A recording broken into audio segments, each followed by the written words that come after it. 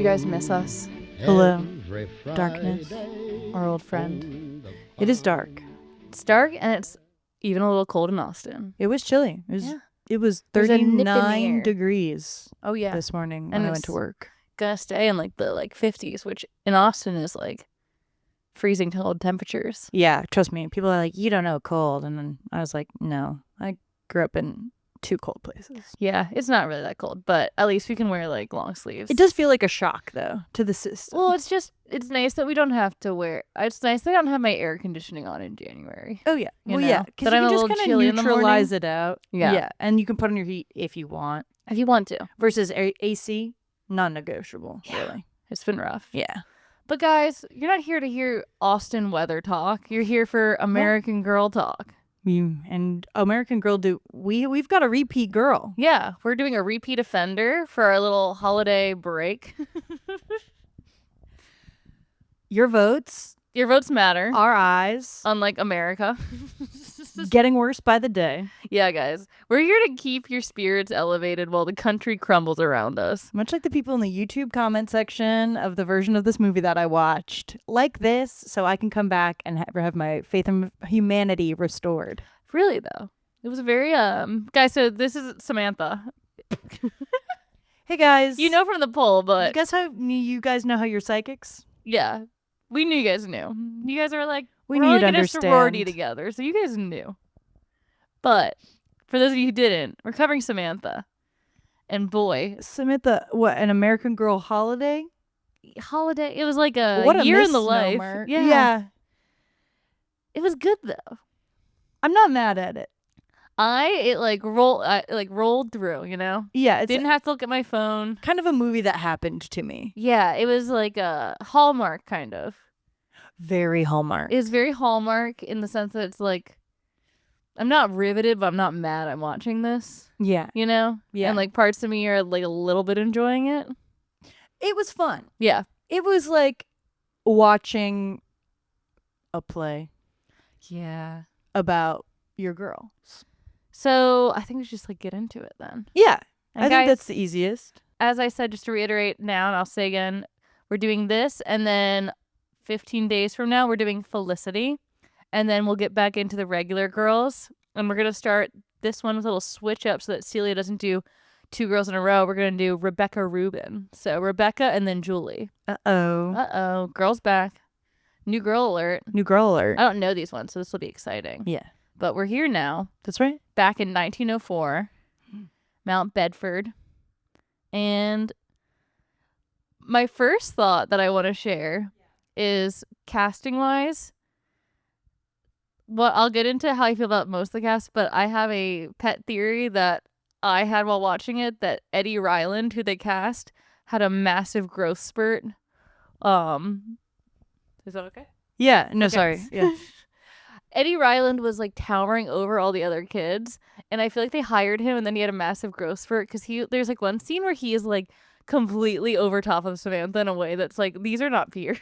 That's This so is fun. I don't an know that adult I child. think I was just kind of like jaw like slack watching it. Yeah. No, there's a few That's funny. scenes. Even at I'll one have point, to go back. he comes back at one point. I was watching it with my boyfriend. He was like, did that kid grow? He goes, jumped up. Yeah. Little scoop to dupe. Yeah, he's like, That's funny. I think because he's too tall for the role. Otherwise, though, he looks exactly like the character in the picture in a haunting way. He does. The nose and the little scowl on his Little mouth. hair. It was giving. Yeah. That's enough about Eddie. I want to get your thoughts on child actor extraordinaire Anna Sophia Robb as Samantha. Okay. You guys, this might be controversial. Thought she was fine in the role. Not my Samantha. I agree. I thought she did good. Yes. I thought she's a good actress. I Yes. actually I really thought she grew on me as I watched it. Yes. But every time I've heard the casting for the American Girl doll movies, I do think casting Anna Sophia Robb as Samantha and Abigail Breslin as Kit are mismatches. Yes. That doesn't seem like them to. I think Anna Sophia Robb would have been a better Kit. Oh, I actually completely agree. Yeah. Also, I was going to say, I wrote it down, but then I thought it was mean because it was about a little girl, and then It's I okay. deleted it. She's not gonna read it. Yeah, no. She's an adult now too. Her hair is too dark a brown for her complexion. Yes, that's the problem. It's She's a little blonde girl. It's the wrong color hair for her. Yeah. Color theory. Yeah. So I think that was like my first thing I clocked. And then my second thing I clocked was I was like, it's not right. She's good. Yeah. It's cute. Mm-hmm. But it's like when you listen to the Broadway recording of a musical and then you go and see it on a touring version and the actor is like slightly off from the sound. What you feel like what it should feel be. like it should be. Yeah. And then you're like, I'm still enjoying this, but I'm hurt. Yeah, A I little. agree. I remember finding out, like, I think these movies came out right when I was like a little bit more disinterested in them. Yeah, you know? that's So fair. I wouldn't have watched them at this point Yeah. because I was trying to watch PG-13 movies. But like I do remember like being like, oh, that's weird they cast Anna Sophia Robb. Like I said, it's weird because like you said, she does very well in the role. She plays a very good Samantha. Yes. It's just it looks like she's a blonde little girl in a brunette wig, which kind of takes you out. Also, her forehead's crazy. Well, yeah, the bangs were like too thin. They did not maintain the bang integrity. Yeah. Which I fear was a mistake on their part. Yeah, I agree. But I accept it. And then Nellie's actress, though? Yeah. I did think was almost... She looked too healthy, unfortunately. Oh, and I thought she looked too young because of that. Like, I felt like they were trying to cast a younger girl to make her look more sickly. Mm-hmm. But instead I was like, I don't believe that they're the same age. And I don't think Nellie needed bangs. No. Because I feel like bangs have an air of maintenance to them. Yeah. That a poor child would not have. Correct. Yeah. She would have grown them out. Yeah. A bang is a threat to your safety in the factory. And a bang is a luxury. That's true. At the end of the day. And I'm always saying that. We're always saying that. But so basically, for those of you who haven't seen this movie, which I can't imagine as many people listening to this podcast, it takes all 6 of the books and kind of squashes them into like a year in the life. Yeah. The book, I would say the books that it completely destroys are Happy Birthday, Samantha. Yeah. And Samantha Saves the Day. Yeah. We don't get much from those. No. Which I guess is fine. I mean, we like Samantha Saves the Day. And they like... Yes. I feel like that one would be a good, completely on its own, like, movie. Yeah. But I do think one thing I did like was they kind of managed to, like, add Easter eggs from the books into, like, the storyline throughout it. Yeah, you mean that weird little boathouse? Oh, yeah, her little, like... had? Yeah, I did have problems. I'll get to that in a minute. We'll get to it. But, I feel like we shouldn't just, like, go through the story, but, like... I just want to go through kind of the major beats of it, you know? Yeah. So it starts kind of as the first book starts with Samantha, like, and Eddie, and they have that whole scene of them chasing and, like, her going to see Grandmary, who is 30 years old, in a wig. Yeah, it's a Mia Farrow. Is it? I knew it was someone famous. Yeah. She comes onto screen, and that's not a grandmother. Well, I thought she runs up to Jesse and the cook at first. Yes. I thought the cook was Grandmary. I also thought the cook was Grandmary. Cool, it's Grandmary. And then she goes inside and Grandmary's like my age in like a wig. It'd be like if we put you in a wig, like a gray wig, and then gave you like dowdy clothing and then drew like 3 wrinkles on your face. Yeah, Grandmary was like snatched. Yeah, she's snatched. She talks young. Like Mia Farrow's not doing any sort of affect to her voice to seem grandmotherly. Yeah. She's like, oh, Samantha, like, what are you, like, you tore your stocking she's again? Like, haha, don't toil away in waste, child. Haha, serve. And you're like, something's wrong here. I don't understand. It is a little crazy casting. It was fun. Like, fun, delightful surprise. Yeah. Wrong. Still, I feel her romance makes a little more sense now. That she's like still with it, you know, still looking to get married because she is, like I said, yes, turning 40 next year. But then regarding casting, yeah, Admiral Bemis, total miss. Biggest disappointment, guys, is Admiral Bemis. Crazy. Our favorite jovial, hee-haw, donkey-loving grandpa is like the stiffest British like tightwad in the world. I mean, and he looks like old. Yeah, he's rocking the cradle. It looks like, yes. Okay, in the scene where they introduce him in like a drive-by sequence, like blink and you miss it, he looks like he's Grandmary's dad. Yeah, Like, that's right. great grandpappy. When Grandpappy Bemis. Yes, and I was like, no, that's not my admiral. I get why she's been like saying no to him for years. She's been hoping he would die. When Yeah, it became clear he wasn't. Right, I wasn't like, that's a love connection. I was like, oh, she just finally is like, yes, I need the security. die and I'll get your money. Yeah. So yeah, we have young Grandmary. She's teaching Samantha her stuff, teaching her how to do all the lady things, and then we get Uncle Guard. Oh wait, also we get the kids. Which kids? All the kids showed up earlier. Oh, like Nellie and crew? Yeah. Nellie, Bridget, Jenny. Oh yeah, that's another thing too. Guys, this is gonna be like an episode where we just like talk around. Yeah. Watch it's like an hour and 27 minutes. Yeah. Watch it and then come back if you are so confused. Because we decided this is stream of conscious. Yeah, this is just kind of like vibe our way through it. There's a lot to vibe our way, because here's the thing. It's like Caroline said, it's broad strokes, the same like kind of plot beats that like you guys already know if you listen to the other episodes. And if you are listening to this and you didn't listen to the other episodes, go back. Those are way better and more structured. I don't really care. Go back. Better to those. produced. Just go back to those ones, I guess. But yeah. So she meets the kids. Another part they changed. Nellie's mom's already dead. Yes. Yeah.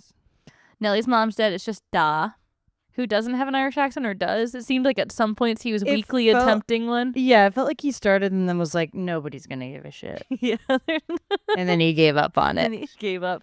There was a fun moment too where we get the lore of Samantha's parents like dying, because I missed this slightly, but Nellie says something and Samantha like stands up all like dark sided and like runs away, and Nellie's like, sorry miss, did I say something wrong? And she goes, yes, both my parents are dead. Yeah, I wrote Samantha having war flashbacks when Nellie brings up her parents. Yes. Literally, it's basically exactly as Caroline described. Anna Sophia Robb does eat this scene up. She's a good actress. She's a good actress. Because little Nellie's like, oh, don't your parents like love you or something? Don't your parents love you like, and hang out love with you and take care of you? And she like, I actually kind of thought my movie was buffering, because the way that the shot is unedited for like a 2-minute sequence where she just kind of spaces out. She's got like a 70-yard stare. And then she like runs off to this box that's on the ground. Yeah, what's Box doing there? I don't even remember if she did anything with the box. No, but it was there. Yeah, but the box is there. And then yeah, Nellie's like, did I do something wrong? And Samantha tells her, and then Nellie says, I don't know what I would do if my dad died. Hold on to that, guys. Womp. But yeah, and then she shows her the little picture of her parents. In her locket, which, guys, I don't have it on me, but Celia gave me Samantha's locket for Christmas. It's true. It's true. It's true, LeFou. It was cool. So then we keep moving through. We have a like crazy change of plot here where Samantha overhears oh wait, I want to go back. Oh wait. Well, so the next thing that happens is the Cornelia thing. Okay, I'm going to say something really mean. Okay. I felt like Cornelia was miscast. Okay, well, so I wrote the actress who plays Cornelia is also the Wicked Witch of the East in Once Upon a Time, so I felt like I couldn't trust her. So I had the same thought in like a different font. She looked kind of sickly. Like Lavinia in Downton Abbey. I was like, give us 10 more years in the Spanish flu and Cornelia is gone. I felt like Grandmary I literally wrote Grandmary young, Grandmary cunty.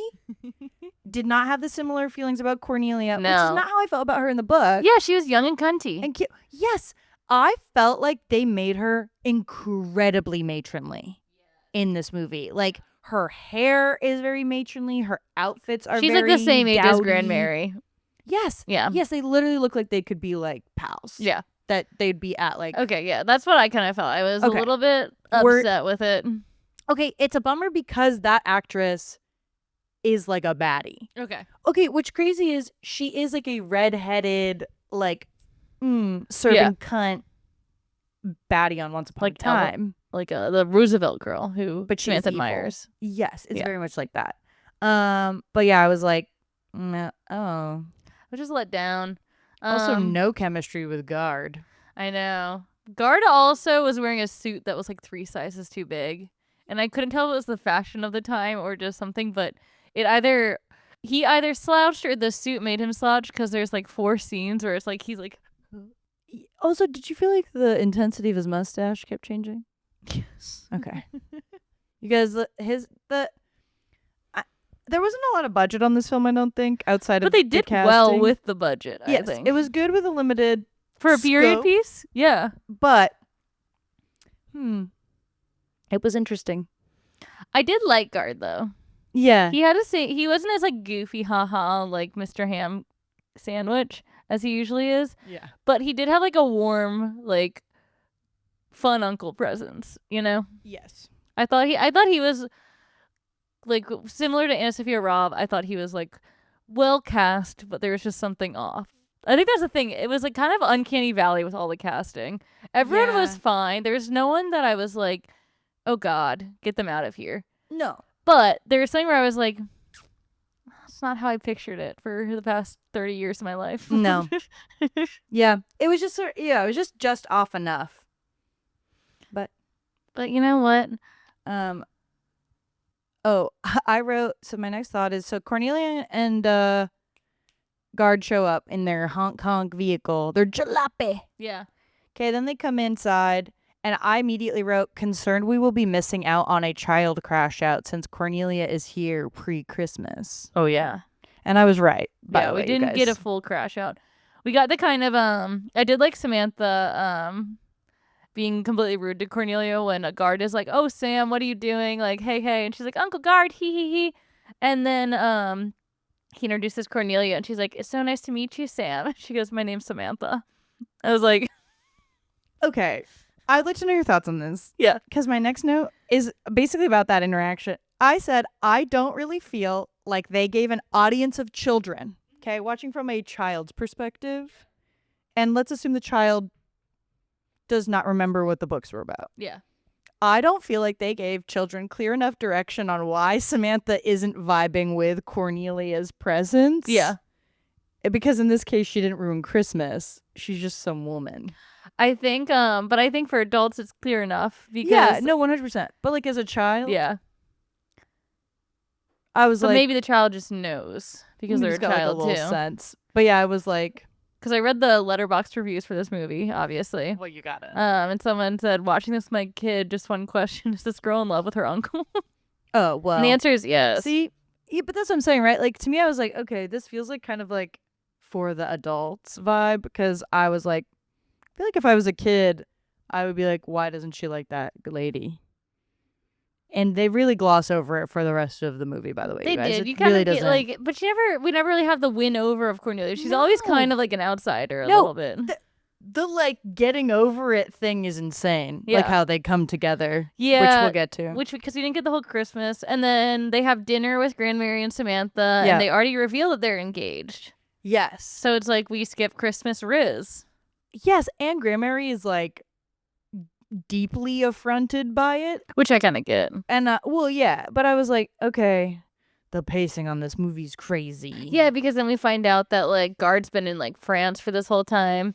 Also, they're supposed to. This is a critical thing that will not also have any real meaningful resolution. Well, it does, but it's not satisfying. Guard is supposed to take Samantha to the St. Louis World's Fair. Yeah, but that never happened. That is happening. No. And he's dodgy in the movie on like why. And he's like, well, I promised Sam, but I'm not going to be making good on that promise. So she should come to New York for several months. Yeah, and Samantha, that's how they decide. Samantha overhears Grandmary and Guard talking about like moving her to New York because they're not going to the St. Louis Fair. Okay, here's the thing though, you guys. That's important, you know. They talk so crazy about this to each other. So when Samantha overhears it, she wildly misinterprets it. Yeah. Which I would too if Yeah. I had heard it. She basically feels like everyone's like, I don't want to have her. Uncle like, Guard literally says it's time like we share some of the burden in regards to like rearing and caring for Samantha. which like again, it's an interesting take because as a child, you know, he just means like, I mean, as an adult, you just know he means like, hey, this is a lot of work. You've already raised kids. Like, let us take some of this off your shoulders. Like, not that Samantha's a burden, but raising a child is a burden, not the child itself. Right. And Yes. Samantha hears that, which rightfully, if I heard that, I remember one time, and this is my Samantha moment here, we used to stay at my grandparents' house for like a week in the summer. Yeah. And when it was just me and my sister, we shared my mom and her sister's old room. And then my little brother started coming with us. And then there were 3 of us. We couldn't fit in a room, so they would put an air mattress in the living room, which was right next to the TV room. And I remember whenever you'd sleep in the living room, like, my grandpa didn't realize that we wouldn't be, like, totally asleep yet. And he would just be, like, bitching about what brats we were. And you'd be, like, sitting there hearing him be like, these kids are such brats. And you just, like, curled up like, oh, You're like, no. "Aw, thanks." And then you would go down to breakfast the next morning and be like, promise I'll be good today. You'll be like, damn, we got to make that list of complaints shorter. So I get it. And now, now Yeah. that I'm an adult, I was like, yeah, we were being brats. We were so annoying. Oh, yeah, of course. Like, Are you I get kidding? it. He's just bitching to his wife. But Oh, at yeah, the time, I was like, 100%. Papa hates us. Oh, well, because that's where your little kid brain goes to. You're like, it's over. I'm about to be 'Cause there's shipped no off to the nuance. orphan train. The orphan train. No, there's no nuance. But you get all that. And then Samantha gets really upset by all this. Yes. And she runs and starts throwing rocks at Nellie's house. Nellie comes out like immediately and says like an old woman, like, heavens to Betsy, Samantha, what are you doing out here? And Samantha's like, let me show you my boathouse. Yeah, so they like go to the beach. Where we find out Samantha's a hoarder.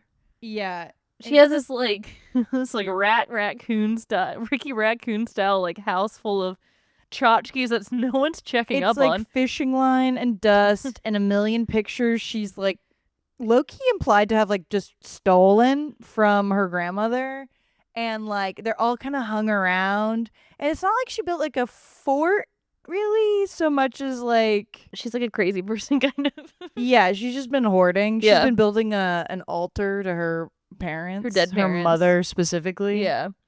And so she brings Nellie there and they like sit in a boat under a blanket and they like talk and they feel better and they say like the starlight, star bright thing, and they like giggle and we see Lydia doll. Yes.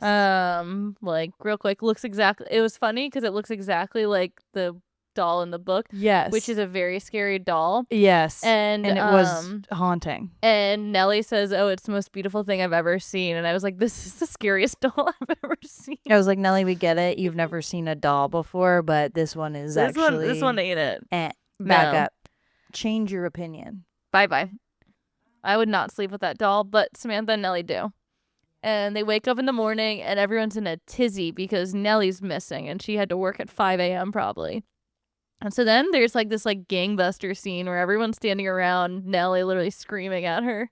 And poor little Nellie is like sobbing and like it's pretty nasty. I literally wrote beach confrontation is insane. Yeah. They're like, I can't believe you did this, you idiot. And like no one is like standing up for Nellie at all. No, she even says like she's like, I knew it was wrong. I'm sorry. And Samantha's like, no, I asked her. And Eddie's mom is like, well, I just expect like my servants to behave better, like no matter what. Like you would know better. You would have said no. And I was well, and then her dad finally steps in and is like, hey, she's a kid. Yeah. Like, she's still learning. And then finally Grandmary kind of gets some balls and is like, because it is Samantha's fault. It is. Yes, it's 100% Samantha's fault. Yeah. And so then Grandmary is like, what were you guys doing in the boathouse? And sees the boathouse and is like, fuck, this is crazy. Yeah. Her and guards like, They're Grandmary, you're going to want to see this. They're like, oh my God. They're like, we got to get her out of here. They might as well have found a dead body the way they like walk. a dressed up dead Lydia. Yes, the way they walk around that fucking boathouse is like they're in a murder scene. And you're like, oh. And they're like, oh my God, it's Lydia's notebook. And they go, even more reasons to send that girl out of here. Get her out of this town. And I was like, I wrote Cabin of Depression convinces Grandmary that Samantha needs to get the fuck out. Yeah. It is crazy. I want to go back for a second. Yeah. There's one moment where Cornelia tries to win the girls over by letting them try wedding cake. Yeah.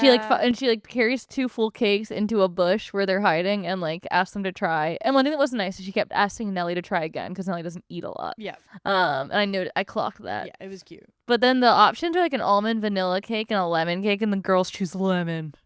I know. I was like, I like a lemon, like vanilla, lemon, raspberry personally. But for like a wedding cake, Have everyone eat a lemon cake? If I went to a wedding and the cake was lemon, I would leave. okay. It's so gross. Oh, don't put that on people. Don't force people to eat your disgust. I hate fruit flavored desserts. Like, you have like an insane take on this. No, I hate fruit flavored. I'm normally welcome your insane takes on things, but I really dislike desserts. I love a fruit cake. No, I don't like a cake that is like a secret fruit. Like when you're like, oh, this is just vanilla or like a normal cake like I'm expecting, and then it's like lemon or like orange.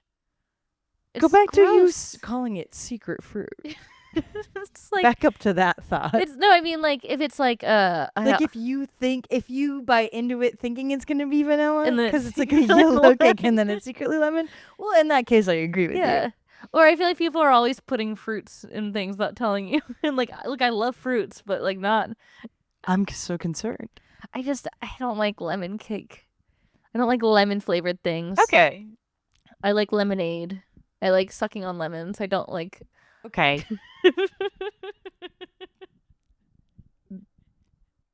The last thing you just said completely negates your opinion on cake. They're canceling each other out, actually.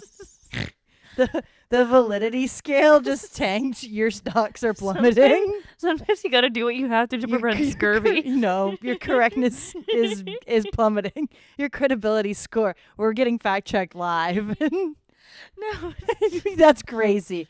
I'll suck on a lemon, but fuck a cake flavored like it. You guys weigh in. Would you rather suck on a lemon than eat a lemon cake? That's so insane. It like tastes. Never mind. It's fine. It's fine, guys. Don't worry about it. My only other note that was gonna be your most insane take on this movie. I hope it's the most. I hope it's the one that gets me canceled. Oh my god. My only other note that I didn't mention is I want someone to go back and look for me because it looks like Guard is wearing Louboutins at one point. Like heels? No, or like the boots he's wearing are red bottoms? They have red bottoms. Interesting. And I was like, was that around? And then I was gonna look and then I didn't. So somebody Google that for us. Because we can't. Because we're going to a wedding now with a lemon cake. Well, Caroline won't be there. I will be there. I'm not there. Celia's there. I've already checked out. Caroline will get there, and then Caroline will leave. I've given Grandmary my best, and I've set sail. Caroline will catch a little zesty whiff of lemon cake and get like, the give me fuck that rind, and I'm out. She'll go. Even more reason for me to go to the New York for the summer. If there was ever a reason for me to go to New York, it was this. It was the cake. So we actually do get Cornelia and Guard's wedding, which is new. Yeah, I did write time jump with 4 question marks though. Yes, for spring now. It's like so you guys, every season change, we get a little daguerreotype photo. Yeah, which is cool. Yeah. But it's never seamless. No. You'll be like, if we had a conversation and then in the middle of this, Caroline just hard cut to like winter, like B-roll shots of the river. Which I sometimes will do. But yeah, it like goes to a daguerreotype-esque like tintype photo, and then it's like a photo of the scene, and then we turn into the scene. Yeah. So now we're at yes, so it is wedding time. Yes. We started in spring. Yes, and now because they were saying they were gonna get married in July. Yes, so we're in summer. So they're all like dressed up. Samantha's wearing more lace than any child has ever worn in her entire life. It is a horrific dress. Yeah. Cornelius is pretty though. Yes, I didn't mind hers. And they're all getting ready, and they're getting ready upstairs, la la la la. And there's this little girl who I clocked is named Agatha. So they have combined Agnes and Agatha in this one horrible scene where a little girl puts the veil on and spins around a like oil lamp, flashback Kirsten, and like sets the veil on fire. Yeah. Also, this movie is basically all shot on what seems to be largely like dollies and tripods and stuff. We get this weird like handheld sequence here, and the music gets really it's like ominous. It's like Scary Circus. Yeah. giving. And we don't even know who this little girl is. They No. haven't introduced her or anything. And Caroline's the one who clocked the name. They just 'cause said, "Oh, Agatha." I was just kind of like, Who is that? Who that Huh? child? yeah, this child spins around, lights this thing fully on fire. Yeah, Cornelia rushes to save the day. Cornelia saves the day. But it's over for the veil. Veil is over. Famously flammable and delicate piece of clothing. And I wrote, and then Samantha, for no apparent or earned on-screen reason, changes her tune on Cornelia and runs to collect her mother's veil. Yeah. And so Cornelia, and it doesn't unfortunately match the dress. No. It It's has like- like a crown. It has a crown and it's like either old or like a cream white, whereas Yeah. Cornelia's wearing like a pearly white. It's a different. It's a different vibe. I get it, but It's the thought that counts. would you have worn the veil or would you have gone without a veil? I feel like out of an obligation to the family To the child who's handing you her dead mother's veil. and my mother-in-law being like, you should wear it, I fear I would. Yeah, I think so. The pressure. Like at that point in time. The pressure. Yeah, like modern era, I'd go without.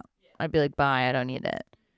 Back and then, yeah, Yeah, I I'm think wearing so. the veil. So Samantha saves the wedding. Samantha saves the wedding. And then we have a little party. They like get married, they kiss. Guard like leans up to kiss her. And then Samantha and Agatha pull what must be the most flower petals I've ever seen Yeah, it's kind of insane. fall out of a little thing at the top. It just Yeah. kept coming. Like just kept going. So then they're all having the party and everyone's like hee hee ha haing, and Samantha walks by a table of birdies who are like tweeting about Cornelia and how much it sucks that her and Guard are immediately like shacked up with a kid and how that must be so icky gross. Yeah. Which confirms Samantha's fears. Yeah, they are like, like a family at hand 1 month after marriage. Yeah, And I they're was like, like, hello. are these her friends? I did say that I thought it was funny to make the new part of the ongoing conflict that Cornelia can't get horned up at home because a child will be there. Yeah, that makes sense. I don't disagree. Also, both were really catty because they're like, well, we thought you'd marry well, but not this well. Oh yeah, because they're jealous. Because Guard, as we discussed in Meet Samantha, his car is $250,000. Yeah. Loaded. Yeah, they are ka-chang. It is. Those Good ladies money. are jelly. She is sitting pretty with her adopted niece child. Yeah. Hopefully 3 more niece childs don't need to come back into the picture. I doubt they will, because is this where we moved to New York? Oh, I was going to say my one last comment about the wedding was Oh, I yeah. said, okay, Grandmary catching the bouquet. Oh yeah, and she's like shy about And it. I said, where's the old dog at? yeah, where that dog at? And then I wish I hadn't asked because I was let down Yeah, by him. he was so good in the book. I know. Who would you have cast as Admiral Bemis?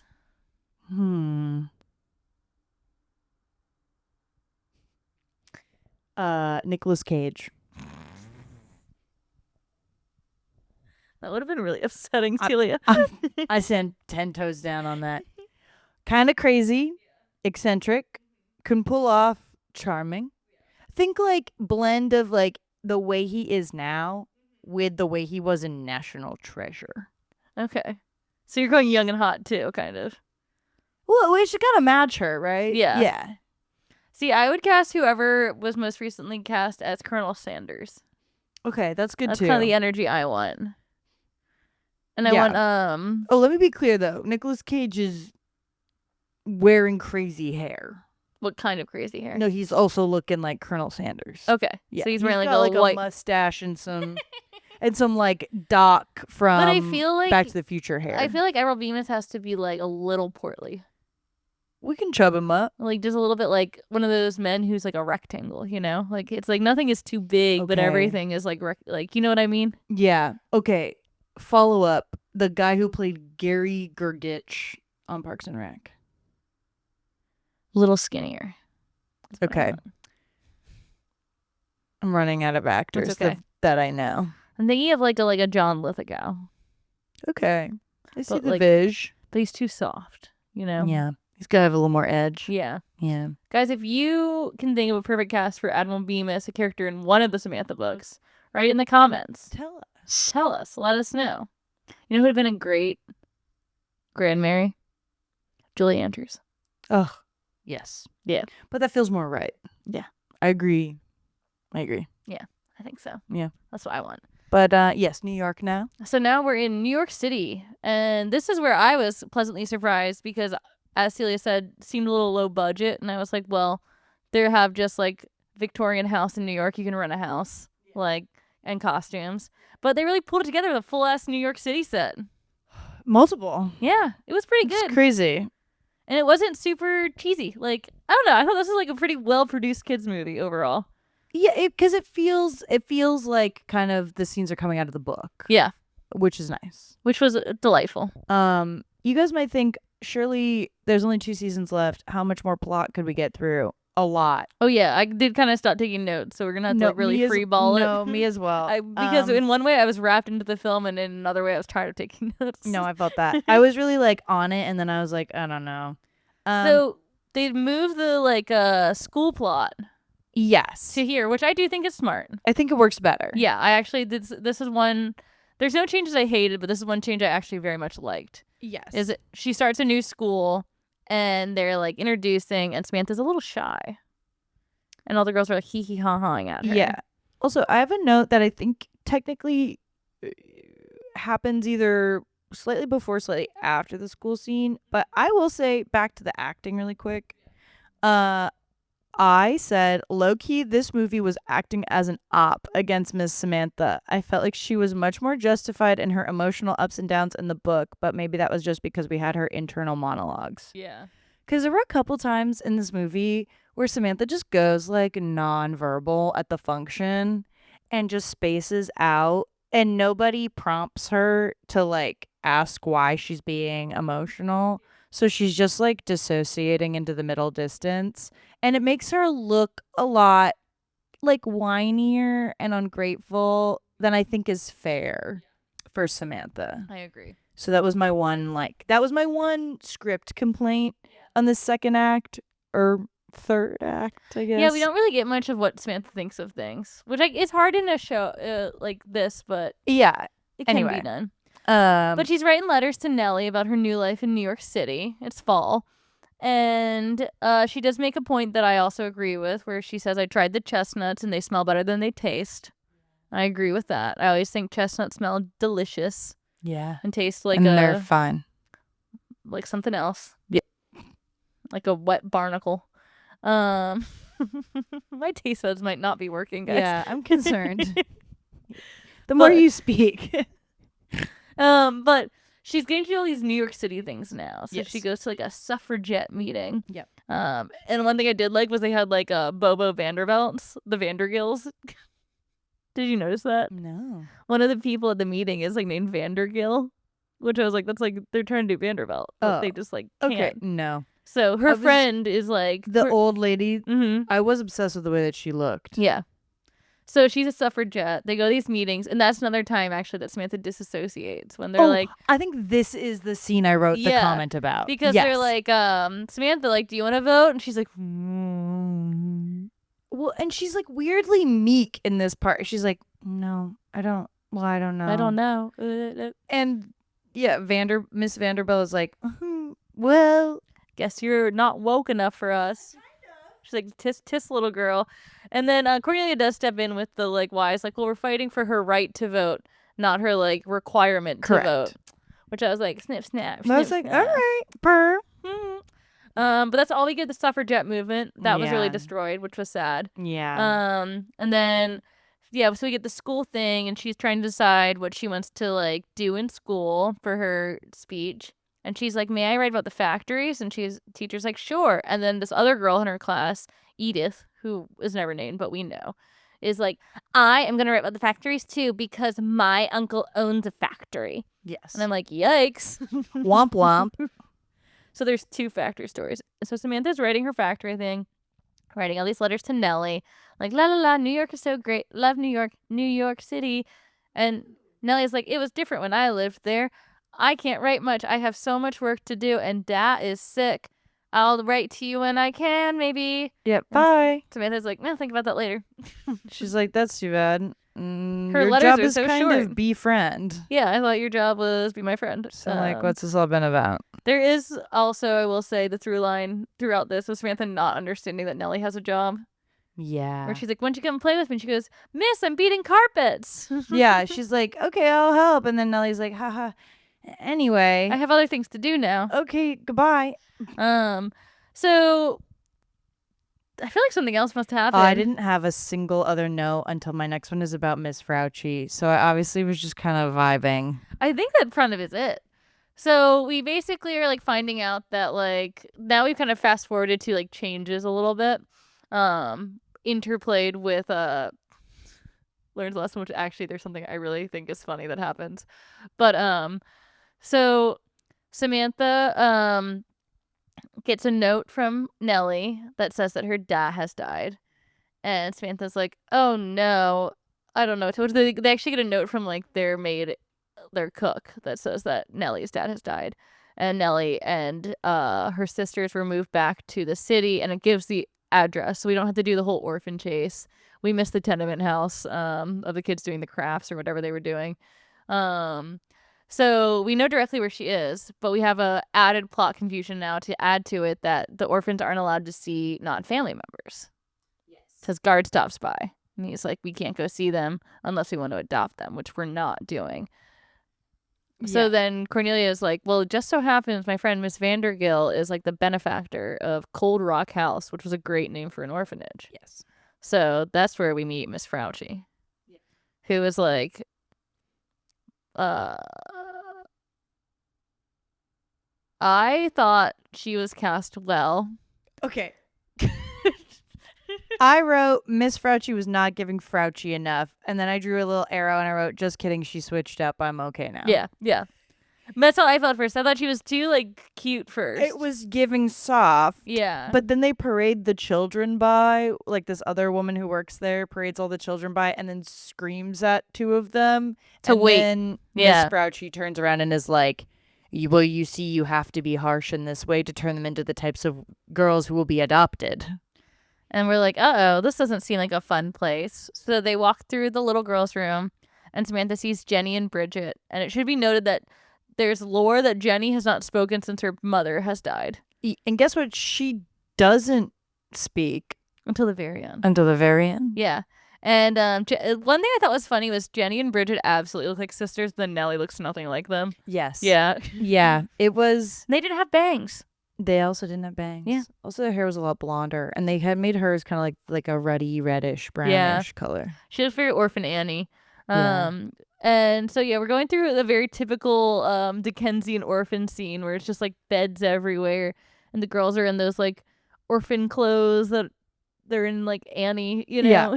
They're like, the pinafores. Do they all live this way? And they're like, yeah, there's too many of them. And they're like, huh. They have to. But then they're like, well, 2 of them are getting adopted, so 2 beds will free up. 2 beds. That was he. So it doesn't look good. We go into the big girls' room. It's girls 9 to 16. So Nellie's just made the cutoff. And Samantha hands out fruits to the big girls. And she's able to talk to Nellie like quickly, be like, shh, we'll come back later. Like, I'll talk to you later. Like secret time. And so Nellie's like, oh, yay. So then we leave. And we're like, oh, God, orphanages. Bummer. Yikes. Time to go home. For now. Then Samantha asks for jacket donations. Oh, yeah. She goes in to her school and asks for jacket donations. And Edith is like, why? Stinky. Samantha gets so scared to explain this. Oh, my God, I know. She is like, she's like, why do we need jackets? She's like, for people who don't have jackets. She's like, who doesn't have jackets? I was confused. Who doesn't have jackets? Loki, I was confused. Like, we've never done like a clothing drive yet. I don't know if it's I mean, I feel like we should have because right? I feel like the Victorian era was when it was like in vogue to like take care of people. That's what I thought. Like to like be seen like being like a out. philanthropist. Yeah. Yeah. So I don't know, but hard to say. One of Edith's friends kind of whispers aside to Samantha that she thinks it's a good idea and she'll bring in some. So yeah. So there we go. That plot's wrapped up. Yep. Done. So then Samantha starts sneaking back to the orphanage, and we kind of get the like trash scene that we got in the book where they're like sneaking. Yep. And then Nellie reveals, like, oh my gosh, like, they're going to, like, sell me. on the orphan train. And we get the orphan train lore again. And Samantha's like, well, that won't do. So I have to steal these girls. Yeah. So I did write Grand Theft Orphanage. Yeah, and it really is this time, because when they did it in the books, they snuck out in a way that made sense and was easy. In this, Samantha comes back with the alleged, like, coat donations, I believe. And Also a cash donation, or is that earlier? There is a point in which Cornelia or Samantha gives Miss Frauchi and, like, the staff maid woman who's helping her. Yes, there's a $200 donation. Yes. And so it's given. And so then Samantha, like, cons her way into getting into Frauchi's room or something. Yeah. And no, that doesn't happen right away. She cons her way into the orphanage. It's so convoluted. Yeah, it's confusing. And she cons her way into the orphanage, manages to grab Nellie, Bridget, and Jenny, and instead of going straight for the door, they run into Frauchi's room. To get the money. And then they're, like, hiding underneath the desk. Yeah, they hide in... Oh my god, they're the worst hiders. Felicity would be ashamed by these girls and their hiding skills, because they, like, keep... Like, Frauchi's in the room, and Samantha, Nellie, and Bridget are in a closet, and they keep opening the closet. I'm like, just keep the closet closed. And so then Frauchi, like, hears them, and they say, run! And then she trips over Jenny, like, very, like vaudeville. And they run... Wait, but first... we see that Frauchi puts, like, $100 of the donation in the box, but pockets $100. Yes, she's bad. being a real sneak. Yeah, she's a bad woman. So the orphan stealing that happens in the book, which happens in the dark of night in, like, out a window that no one would notice, happens in broad daylight. Yes. And, like, also they absolutely see who it is who is doing it. And they run so slow. They're like, I was like, like, I can't believe they're no like, one is. Stop him, stop them, stop them. It is like they're walking. The two oldest people in this running train are 9 years old. It's like 2 9-year-olds, a 6-year-old, and a 4-year-old, and no one can catch them. It was so stupid. The constable catch them. He's like, what? He's like, oh. They're doing like a Scooby-Doo run. Yeah. It was unbelievable. Yeah. In the worst way. Yeah, genuinely unbelievable. Oh, hang on.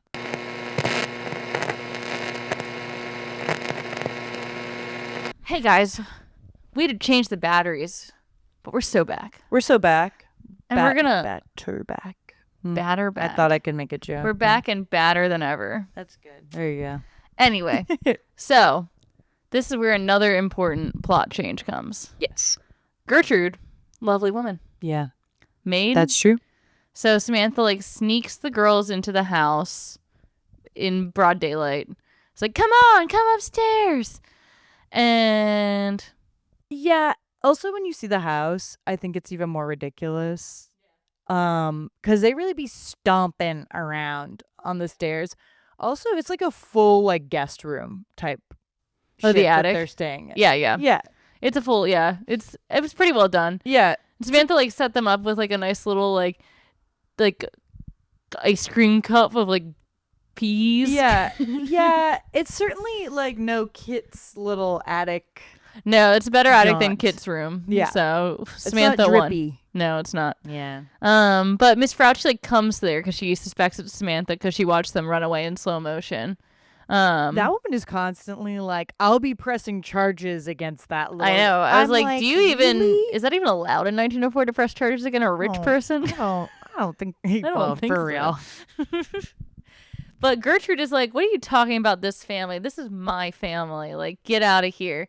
And this is when my boyfriend pointed out that it had the kind of same Gilded Age vibe of, like servants being ride or die for their, like, families. In a way that's like, my life revolves around these people. And I only care about what happens to them. I celebrate their wins. I mourn their losses. Like, I have no life of my own. I'm like, it is kind of fun that Yeah. both of them have that in common. This is also the point in which I wrote, was this really a holiday movie? It really isn't a holiday movie because it's only Christmas time, like, around right now. We're only kind of edging into Christmas. Yeah, we're definitely edging. We're edging into Christmas. Yeah. So we have like Nellie, Bridget, and Jenny are living upstairs, and we get the Nellie looking for a job lot, which once again doesn't cease to be funny that a like child is looking for a job. Yeah. And she and her friend are like, well, we just got to find you the right job so you can get an apartment and like the four of you can live live I'll together. Just find like a room and it'll all be fine. She's like, let me just get a place for me and my girls. And you're like, I don't think that's how that works, babe, but okay. So Nellie's looking for a job and Samantha is like going about her business. We have a few cut scenes of Samantha stealing food. All the bread. They had like 4 different kinds of bread at their table at one point. I know. They had like cookies and I was like, that's a lot of bread. Yeah. But rich people things. Rich people, guys, you know. You know how it is. You know how it is. But so then we get like Jenny, who is like haunting down the stairs like a like Victorian ghost child. Yes. And she's just like wandering the halls in broad daylight as Samantha's like working on her like masks. And she's like, Jenny, what the fuck are you doing down here? And Jenny's like, and we go upstairs. We see that Bridget is sick. Stomp upstairs. Yeah, we stomp all the way upstairs. We see that Bridget is like sweaty sick. She's got something bad. Yeah, she's unwell. And so Samantha's like, you know, the only person who can solve this, the other 9-year-old I know. Yes. So they go, and luckily Nellie has circled exactly where she's going in the newspaper. And then we go to the most horrifying scene in this. Also, perhaps the most involved set. Yeah, this was crazy. Best costuming, best atmosphere, best lighting.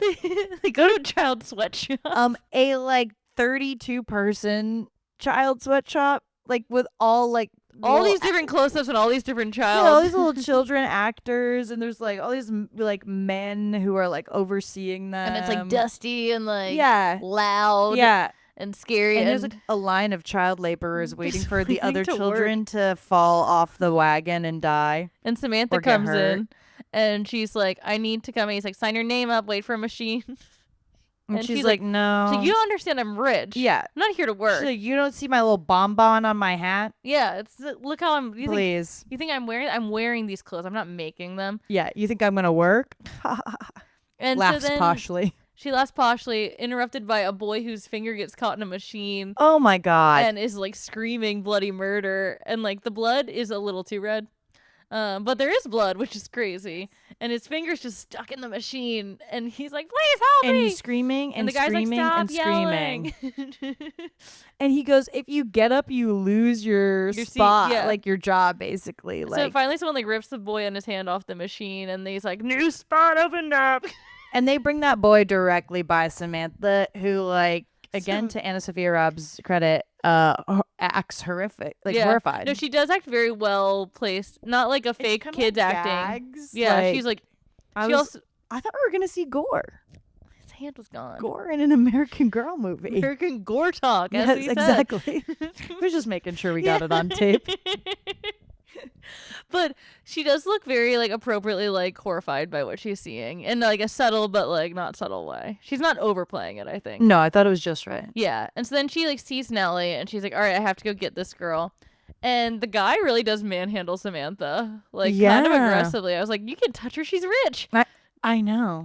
I was kind of affronted for her. I was like, how dare you? I was like, you can't do that. And she's like, Nellie, Bridget's sick. Bridget needs you. And then he's like, you stand up, you lose your spot. She's like, Nellie, please. I'm like, what can Nellie do? Samantha's like, there's no consequences. I'm rich. And so then Nellie really hesitates, but obviously Nellie's traumatized by both her parents dying of some influenza. So she gives up her job at the sweatshop. And then the guy's like, new machine. And we leave the scene. Yeah. Horrifying. Then we go, and Samantha sees Guard and Cornelia, and she's crying. And they're like, what's up? And she's like, oh, I've done something kind of bad. You know, those orphans on the news that everyone says were stolen. I am the stealer of orphans. Yeah, she was like, actually, it was me. Surprise. And guess what? One of them is dying right now in this house. And unless you guys want to move a body out of here, then we're going to need a doctor in here. Yeah, and I'm sorry. Much like in the book, nobody is phased to the proper level. Well, no one's apparently paying attention to the house at all because, like you said, it's loud as fuck. Yeah, it's loud as fuck. But, like, they just kind of go up and are like, well, of course, like, we must take care of this child. This child's in our home. Right. I'm like, all right, call the doctor. Sure. Go call the midwife. Why not? Bring So her they in. do? And by this point, Bridget looks awful. They Yeah. really they threw They water maybe on came that in child. just in the nick of time. Yeah, she's drenched. She's drenched in sweat. Never and- seen a sweatier child in my life. And he's like, she's gonna be fine.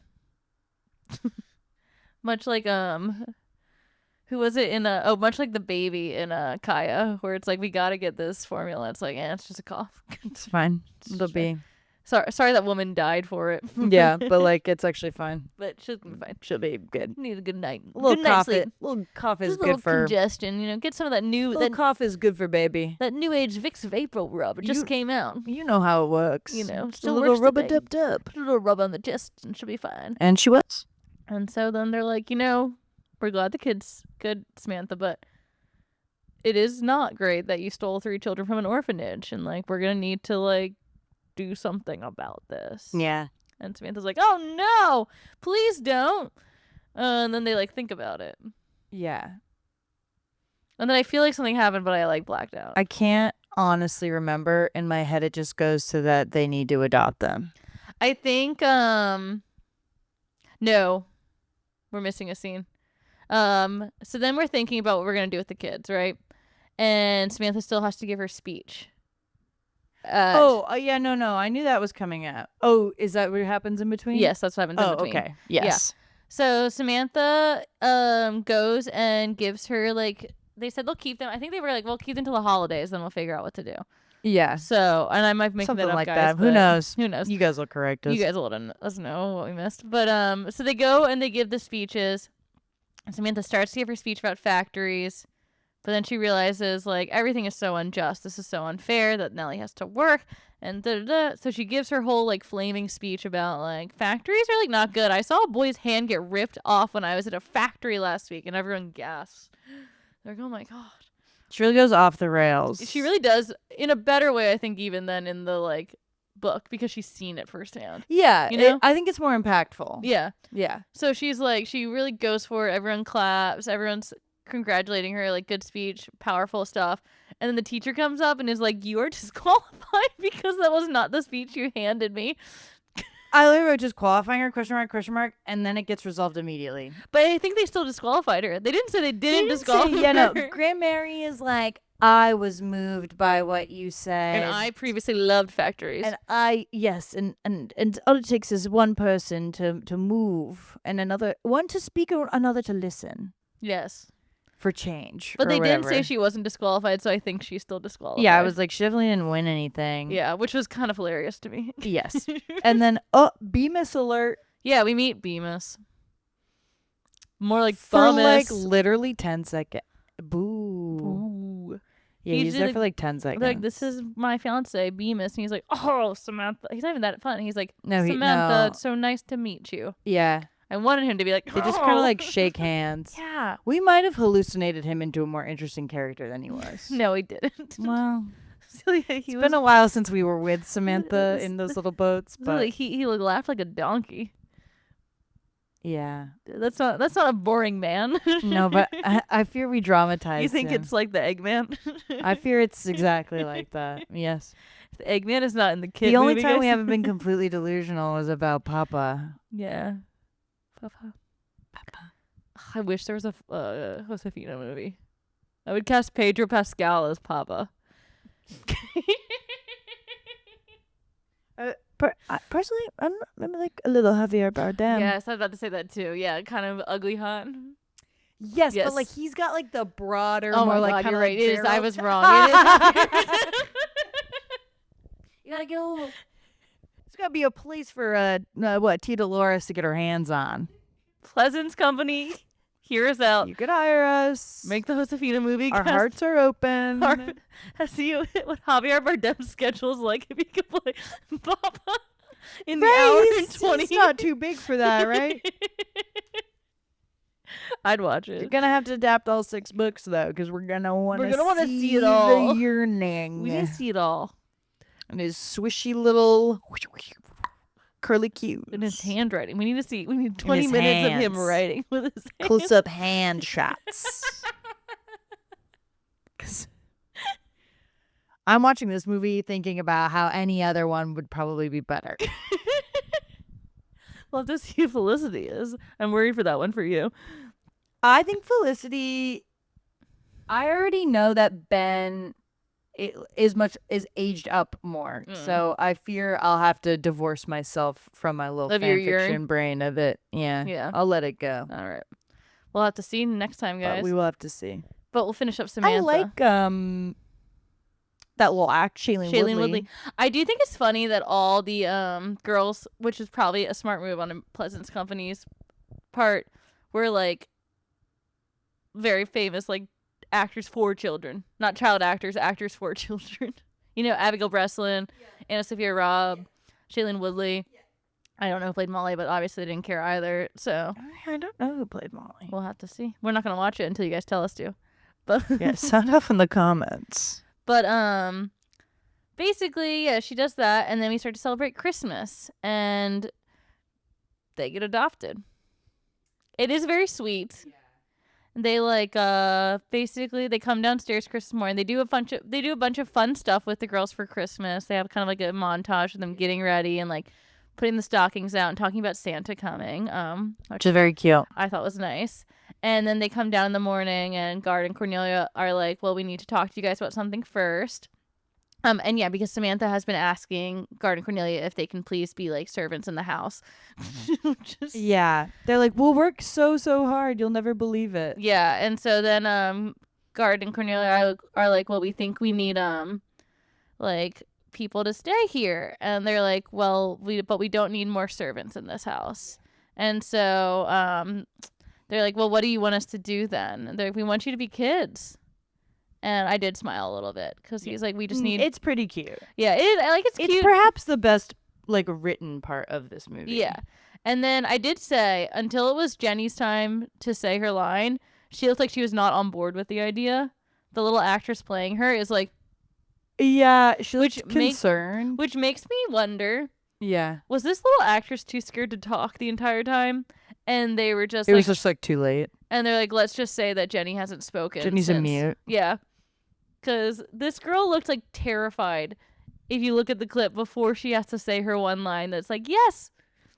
Yeah. And that's all she says. But Jenny speaks. Jenny speaks, guys. And everyone is happy. We're all like running around. We're all celebrating.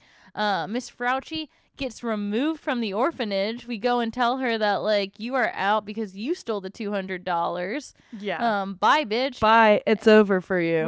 We're putting someone new and cool in Cold Rock House. And then Samantha and her whole family wheel up with a bunch of food and coats, and all the orphans come outside and they dress them and they feed them, and it's all happy, love, love, love. And that's it. The end.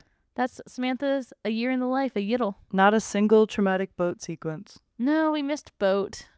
We got Traumatic Factory instead, which I did enjoy. No, acceptable replacement, perhaps. It was crazy to be like, let's not put this boat scene in, but let's put like a fact. I guess they couldn't get the kids in a boat. That's true. Yeah, and they didn't want to make Admiral Beam as someone you'd want to save. So that's the real issue. But what are your thoughts?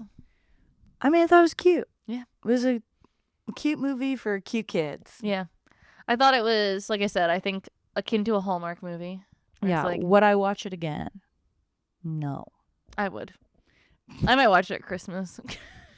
Well, it's a holiday movie. You know I love a Hallmark movie. I love a lobotomy movie. Yeah, a cornball film with like decent set dressing, good actors, and a fine script. That's the thing I will say. For this being like a movie for kids and like kind of just like, oh, we gotta pull together an American Girl doll movie somehow. Like, we have the budget, so let's do it.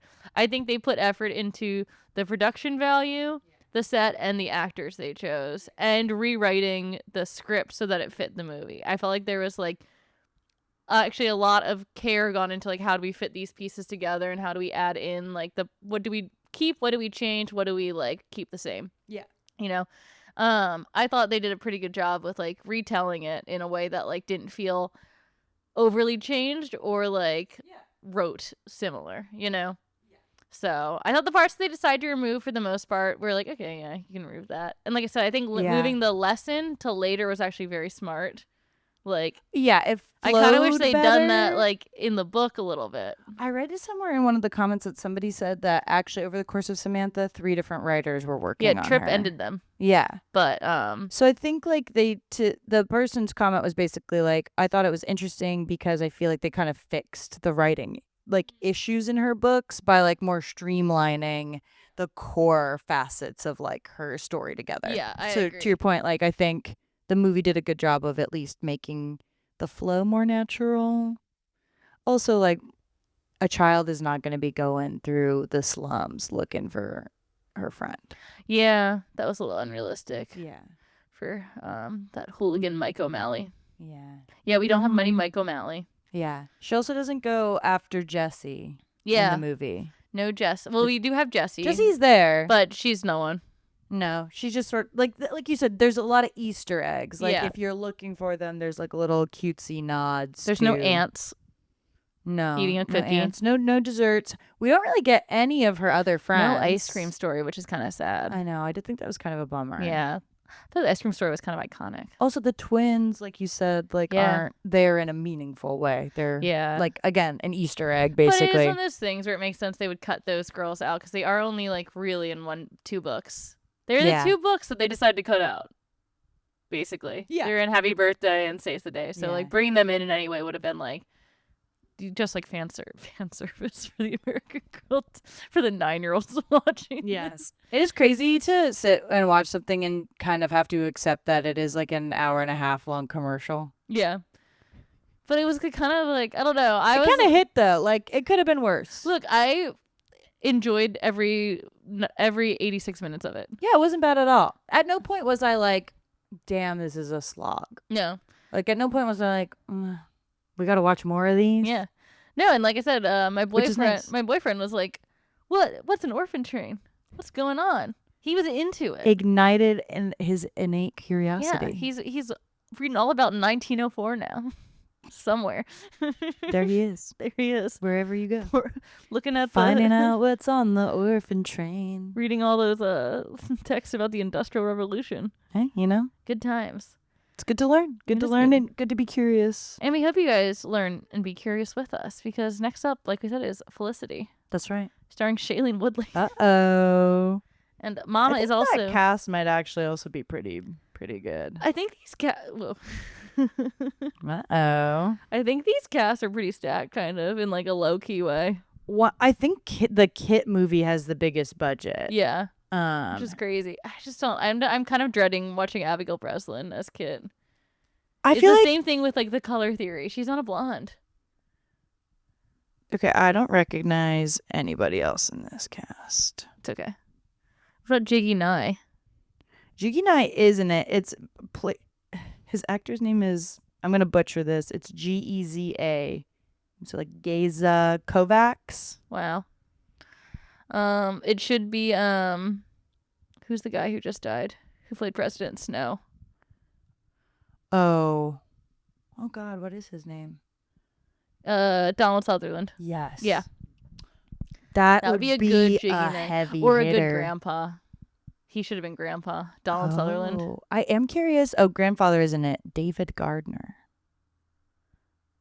Interesting. Well, the costumes look fabulous. I watched a little sneak preview of it. Well, I have seen her in her blue dress. Yeah. Gag. She does look like Felicity, I think. Can I say something crazy though? Go. In the cover art for Samantha's movie, she's wearing her like little winter changes for Samantha outfit. She never wears it. She never wears it properly in the movie. She wears like parts of it, like when she goes to give Nellie stuff at the orphanage. And I think she wears part of the dress later, like, or like the skirt. But like, never the cute little like gingham. I was kind of affronted. Yeah. By. We did get the classic Samantha outfit.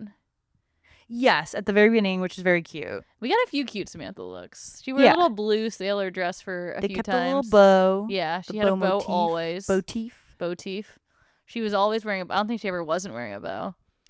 We got some really good Victorian child nightgowns.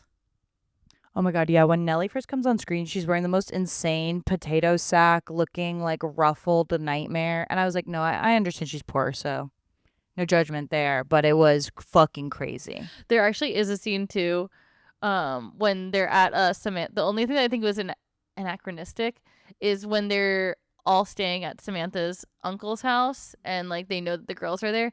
Nellie is wearing like a like lilac purple like silk kimono pajama that I was like, this can't be a period piece. You know what's funny? I clocked the same thing. Yeah, I had the like little. Yeah, what was that?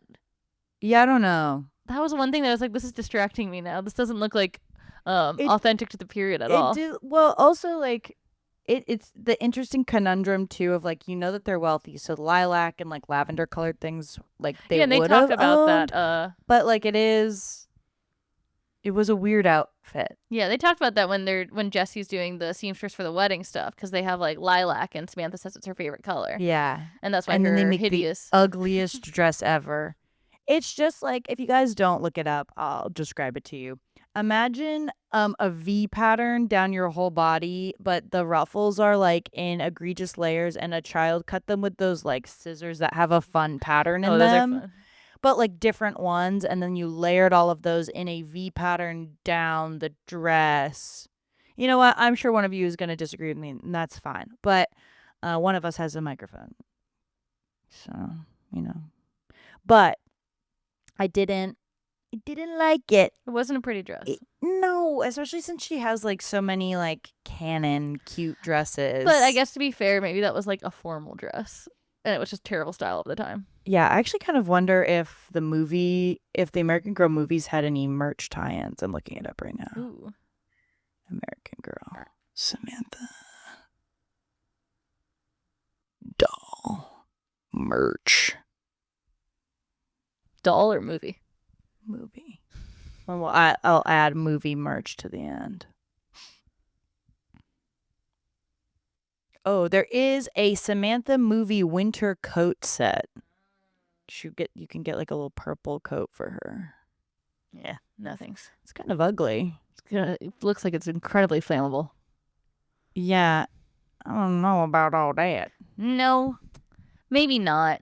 It's kind of funny they didn't make a Kirsten movie to me. No one wanted it. Yeah, I mean, I guess I get it. But like, when they sell like the box set of like the other girls, you know? I think so. They have, from the original girls at least, they have Molly, Felicity, Samantha, and Kit. And we're watching for this round Samantha and Felicity. Yeah. So it does surprise me that Molly is the other girl that they decided to make a movie. I'm surprised they didn't do like an Addie, which I know is like controversial, but yeah, I feel like Addie is a more popular doll than Molly. I think so. At least it seems like No offense, but who wants a Molly movie? Who was asking for that? It's funny because I've watched like a couple other like YouTubers like watch the American Girl movies, and everybody is always kind of like, "Wow, is Molly unlikable?" Although you know, kind of in a sick way, I have like a sick interest in it. Yeah, I mean, we will watch Kit and Molly probably after this round of 6 girls finishes. But I mean, I like being tortured a little bit. That's what I'm saying. Like, part of me is like, yeah, let's see how'd you do it? I know she gets her fuck ass little outfit. Her little like spangled outfit. Yeah, that's exciting. I know. That's the one redeeming quality she had. Yeah, was that fuck ass outfit. I also think they like kind of swap up the ending. Oh yeah. Yeah. Dad dies. No, I think he comes home and she doesn't get sick. Oh. So she doesn't get punished for any of her actions. That's the best part of Molly, though, that she is constantly being punished for being a brat. Yeah. The universe equalizes her life. Oh, Valerie, you do some rare things. Anyways, guys, if you enjoyed this, then like, comment, share. Let us know any tips or tricks you have for the next one, which is Felicity. Send a little love. Send a little love. Any IMDb facts about these movies? Yeah. Bring them on. I love movie trivia. Love a fact. Yeah. Who would be in your dream Samantha cast? Oh, yeah, please I like do that. I think we should think about it, and I can post it on YouTube, on the YouTube comments page. Okay. Once we kind of have time to like reassess. It can be anyone from any time period. We'll do some Googling. Yeah. And then, yeah, guys, we'll see you guys next time. And thanks for joining us in our kind of chill month off. We little appreciate yip yap you. tip tap. Yeah, just a little like break for Celia and I. We love you guys. Bye. Run, rabbit, run. Bang, bang, bang, bang goes the farmer's gun. Run, rabbit, run, run.